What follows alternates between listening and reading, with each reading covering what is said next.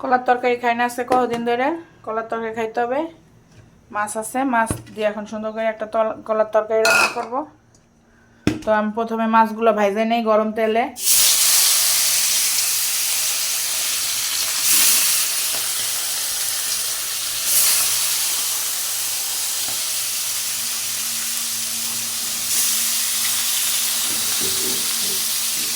তো এখন মাছগুলো আগে ভাজা হোক।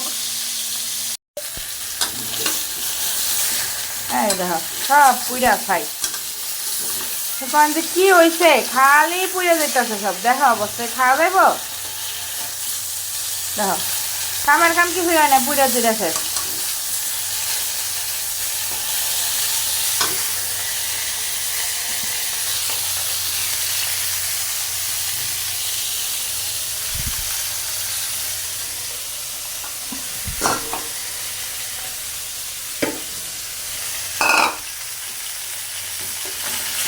পাতাকপিটাও পুড়ে গেছে বাস্তবে।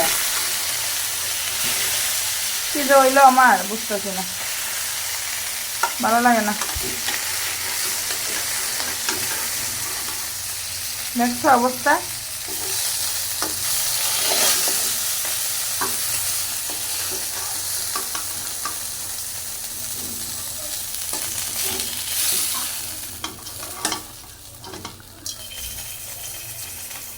গ্যাস হঠাৎ করে বেড়ে যায়, হঠাৎ করে কমে যায়, সমস্যা। তা আবার তেল দিয়ে দেই।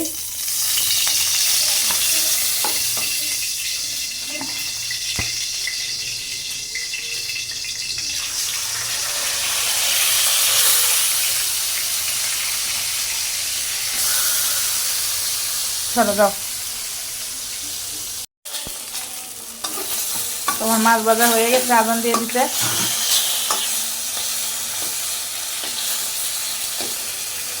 গ্যাস হঠাৎ করে বাইরে যায়, আবার হঠাৎ করে কমে যায়। কলা দিয়ে আজকে মাছের তরকারি রান্না করব। তোমার মাছ ভাজা শেষ, এখন আমি কড়াইতে আবার তেল দিয়ে দিব। আমি যে তেল ছিল ওই তেলের মধ্যে আবার তেল দিয়ে দিলাম। এখন আমি একটু পেঁয়াজ ভেজে নিব। এটাকে আমাদের গ্রামে বলে ফুরানি বাটা। এখন আমি জিরা দিয়ে পেঁয়াজ ভালো করে ভাইজা বাইটে নিব, আগে ভাজা হোক। আর এখানে আমি কলাই কিন্তু আগে থেকে এই যে হলুদ আর লবণ মাখিয়ে 5 মিনিটের মতো রেখে দিয়েছিলাম। এখন ভালো করে ঠান্ডা পানিতে ধুয়ে নিছি। এতে করে কলার মধ্যে যে একটা কষ আছে, এই কষটা থাকে না, সুন্দর মতো পরিষ্কার হয়ে যায়। দেখেন কি সুন্দর পরিষ্কার হয়ে গেছে। এখন পেঁয়াজটা ভাজা হোক।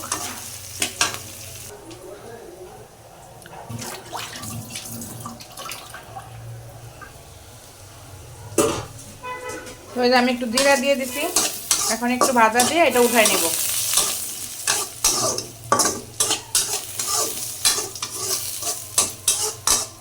আমার এটা ভাজা শেষ, এখন এটা আমি তুলে নিব। তো এই যে ফুরাইনটা ডাইলে রাখছি, এটা এখন বাইটে নিব। আর এদিক থেকে এখন এই যে তেল আবার চুলায় দিয়ে দিছি, দিব কিছু কাঁচামরিচ। আর এই যে এখানে যে কলাটা ভালো করে ধুয়ে রাখছিলাম, এটা এখন দিয়ে দিব। এই তো এখন সুন্দর করে নাড়িয়ে নিব। আর একটু দিব লবণ, যেহেতু মাছ ভাজার মধ্যে লবণ আছে, আবার কলা দেওয়ার সময় লবণ মাখানো ছিল, তো পরিমাণ বুঝে লবণ দিতে হবে। হালকা হলুদ দিব, হলুদ দিয়ে দিলাম। এখন সুন্দর মতো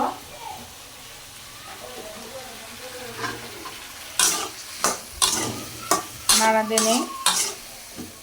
ব্যাস কলাটা সিদ্ধ হোক, পাইটা নিব।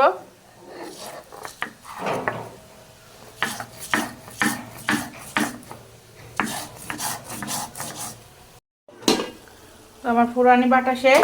ওটাকে ওই মশলাটাকে আমরা ফুরানি বলি। এখন একটু ভালো করে নাড়িয়ে দিতেছি। হলুদ কি বেশি হইলো কিনা কে জানে। তো এটা ঢাইকা দেই। আর এই যে আপনাদের দেখাই, আমি ফুরানি বাটা রেডি করে রাখছি। এই যে এটা তরকারি হওয়ার আগে দিয়ে দেব। কথা বলতে বলতে বলতে আমার তরকারি প্রায় হয়ে গেছে। আমি তো জলে পানি দিয়ে দিয়েছি, আমার মনে নেই ক্যামেরা করতে। এই যে প্রায় তরকারি সিদ্ধ হয়ে গেছে, আলু এই যে। এখন আমি দিয়ে দিব এই যে মাছ।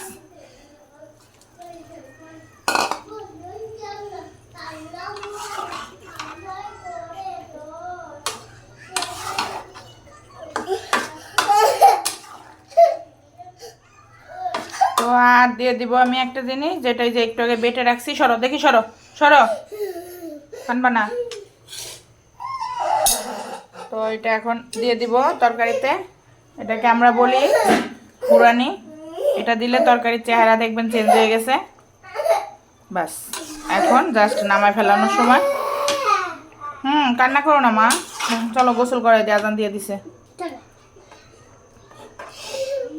এখন জাস্ট কয়েকটা বলক উঠলে আমি নামাই ফেলবো। তো আমার আজকে রান্না প্রায় কমপ্লিট। তো সবাই ভালো থাকবেন, আর আমার রান্নাগুলো পছন্দ লাগলে অবশ্যই লাইক কমেন্ট শেয়ার করবেন। তো ধন্যবাদ, টেক কেয়ার।